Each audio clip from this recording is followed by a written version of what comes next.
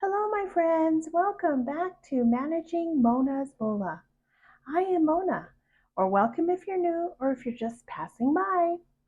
This channel is all about bi-weekly paycheck budgeting, cash stuffing savings challenges in my cash envelopes, and my personal mission of paying down my mortgage. So if any of those topics interest you, I welcome you to join my channel. So I am enjoying my cup of coffee in my cute little M&M cup. Inside it says, I melt for no one. So I'm enjoying my coffee. Here's a cheers to you. How was your week? Did you have a productive week? Did you save money? Did you go on a spending spree? I was very busy with my job. I work full time. I work very hard. I've been working my whole life. So I am just a busy bee over here. So when I work hard, I want my money to work hard for me also. So let's get this paycheck budgeted. My kitty got a hold of my previous cover to my happy planner. So I changed it out for this one, which I thought was really cute. And I like that they're so interchangeable. You can switch out the covers. This one says dream, plan, and do. And how appropriate and fitting. She's enjoying her coffee just like I am this morning. So I hope you grab a cup of coffee, grab your tea. Let's budget this paycheck together. I have to tell my money where to go. So as usual, I always take a look at my monthly spread and I get an idea of what I have to pay, what I have to budget for, things that are coming up. So the paycheck is dated August 4th. This paycheck will run through August 17th. As you can see, I have a lot going on. I have some landscaping services to pay for, Sam's Club annual renewal, water, home security. I have a health and beauty appointment on Saturday the 12th. I have my cell phone bill on the 13th. And I am going to pay this internet bill with this paycheck. Pay it a little early. It won't hurt. So I have a good idea of what my bills and expenses are going to be for the next 2 weeks. So what I'm going to do is turn to my paycheck budget tracker.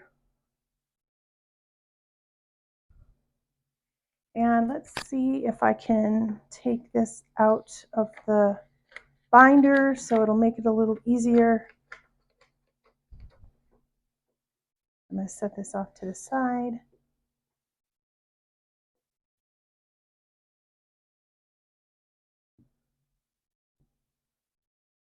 All right, that's good. Okay, so as you all know, I generally have a buffer in my account.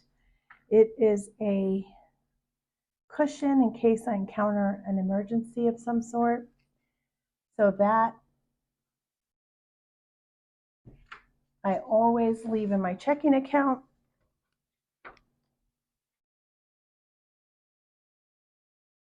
So today, that buffer cushion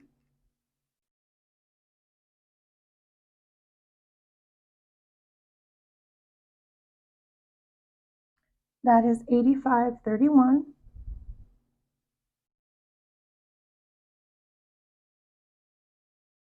And my paycheck for today, this is paycheck number 1 for August. So the paycheck date is August 4th, 2023. This covers August 4 through August 17. I get my next paycheck on August 18. So my paycheck is the same amount every time, $2,456.88. This is my net pay after my 401k, after an automatic deposit to my savings account, and several other deductions. So I'm going to add these together. 85.31 plus 24.56.88.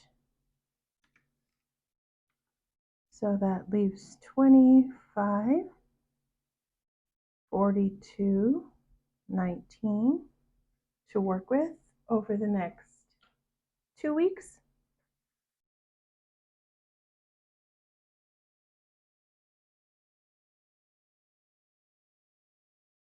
Okay. So the first thing I need to account for is my water bill. This is for my recycling, the sewer, the trash, the water bill, all combined into one bill. That is due on August the 9th, and it is for $96.33. Next is my cell phone.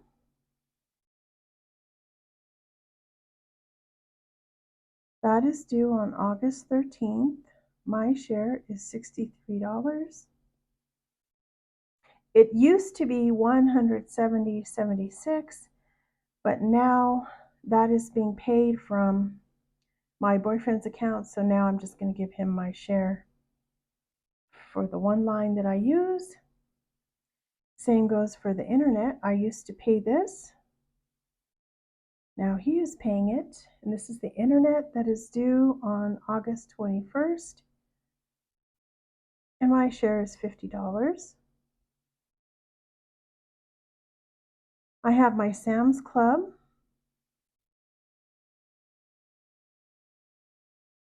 Annual renewal. Now he paid this last time. I don't know the exact amount, but I am going to budget $60 just in case. I don't know the exact number, but I'll just go ahead and budget $60 for that. I have my home security.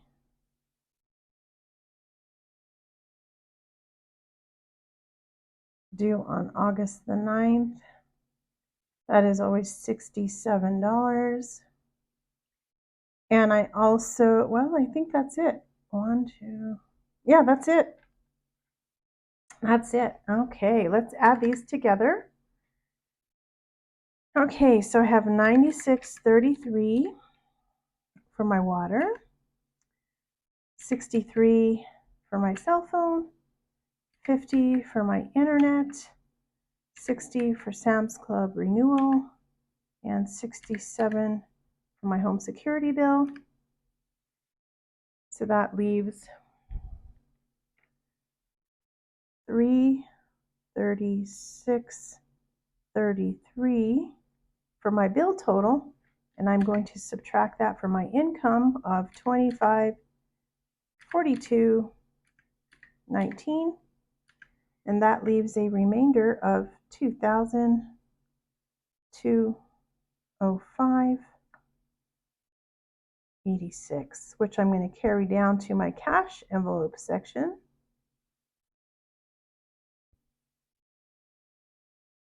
Okay, so that's what I have to work with. I had a viewer ask me a question, which I'm going to address here just a minute.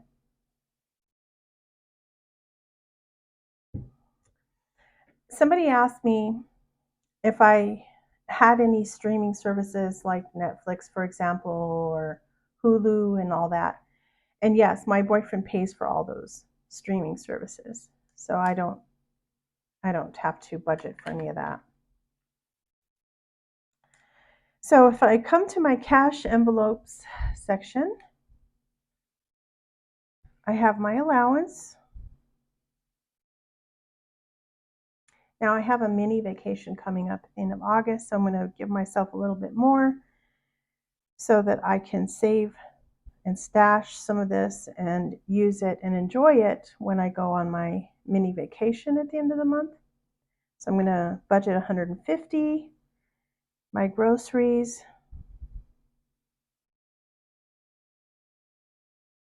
the usual is $150. Car juice, I am going to budget $20. My fur babies,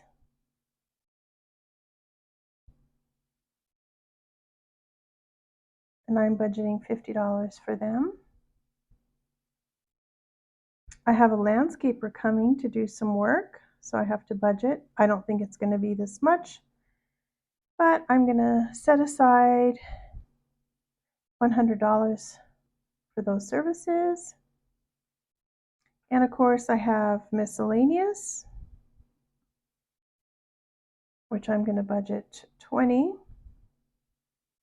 And I have giving, which I am going to budget $20 as well. So I think that sums up all of my cash envelopes for this pay period. All right.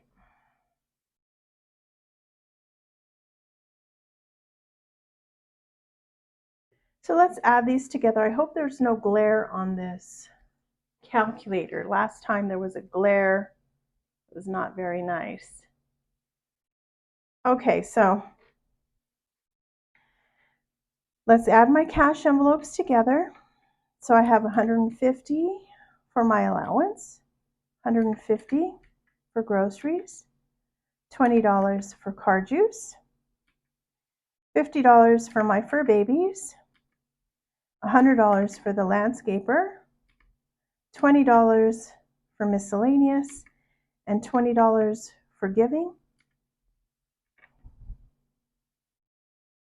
So that's $510.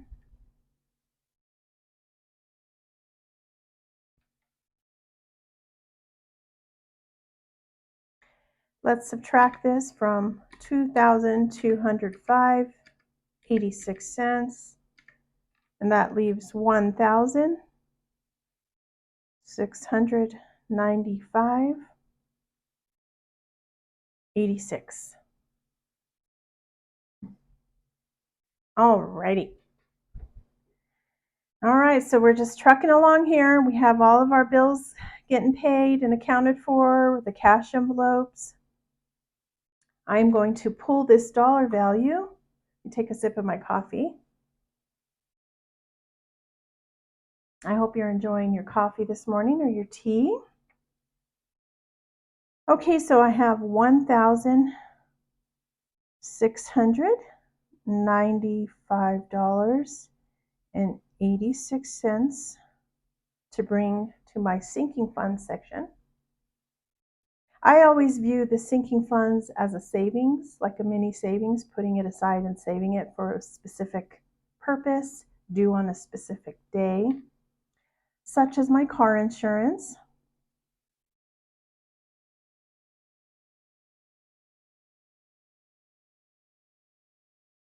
I set aside $75 every month, and I pay that once a year in February.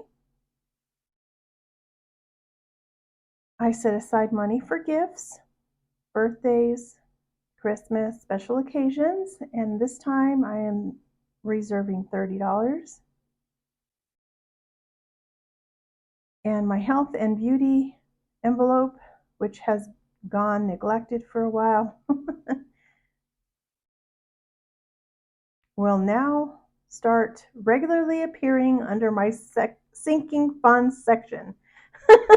I had not been placing money in there, so this time I'm reserving $100. And that is all that I have for my sinking funds. 75 plus 30 plus 100. So that is a total of 205 for my sinking funds, which I am going to subtract from 1,695.86, and that leaves $1,490.86, which I'm bringing to my extra debt section.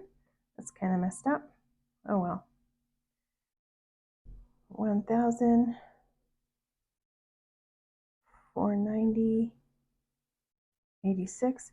So if you watched my last mortgage update video, I came up with a specific dollar value to apply directly to my mortgage principal so I can reach my next milestone. That dollar value is $453. It will be combined with my boyfriend's contributions, and I'm going to make an extra payment to my mortgage. So extra payment to mortgage principal.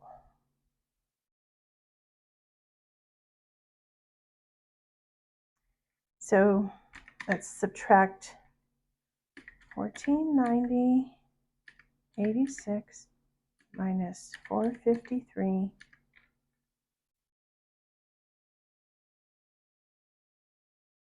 and that leaves 1037.86. Okay.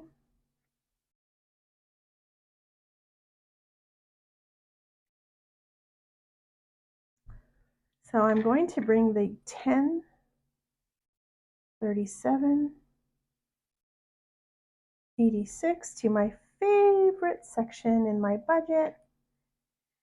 I have two savings challenges currently. I have Let It Bloom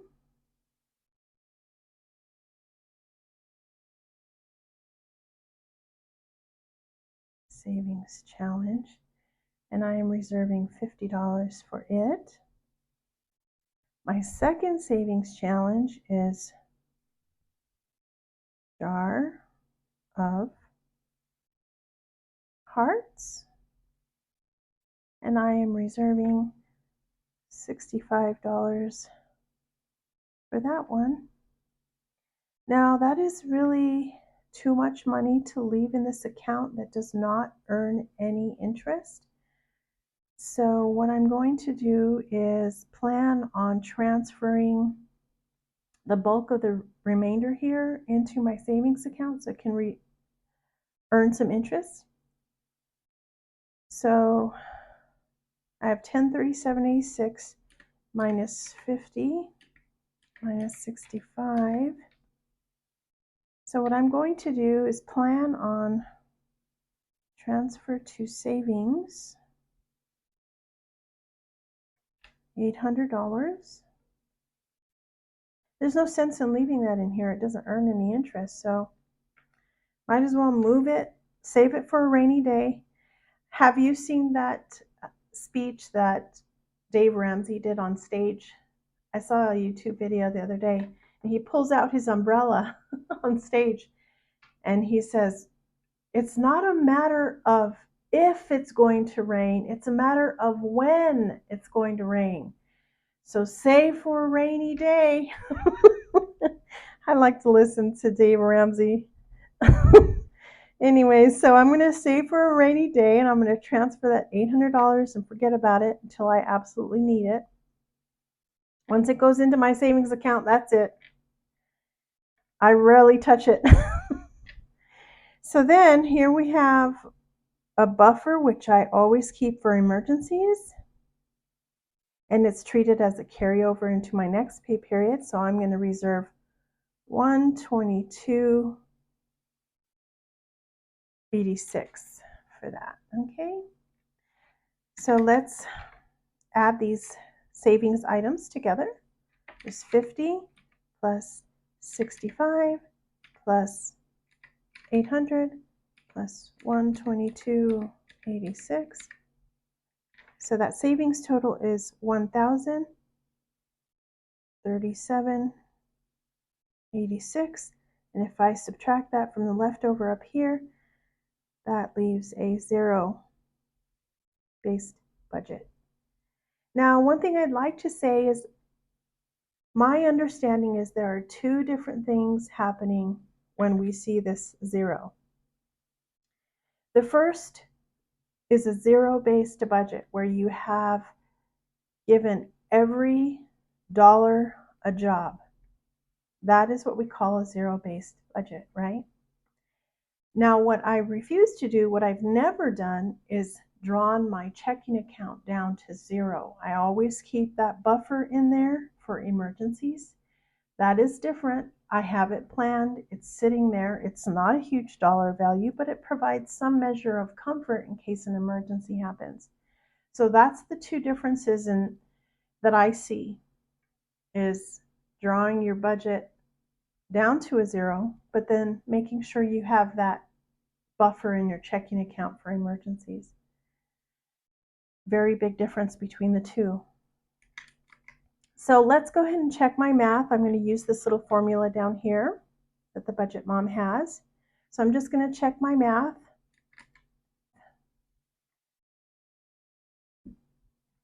$25.42.19 minus $336.33 minus $510 minus $205 minus $453 minus $1037.86, and that gives us a zero-based budget. All right, well, thank you for spending some time with me today. I feel very comfortable and very happy with this budget. I have accounted for every dollar, and I am set for the next 2 weeks. I wish you a wonderful day, and you take care of yourselves and be kind, and I will see you next time. Thank you. Bye-bye.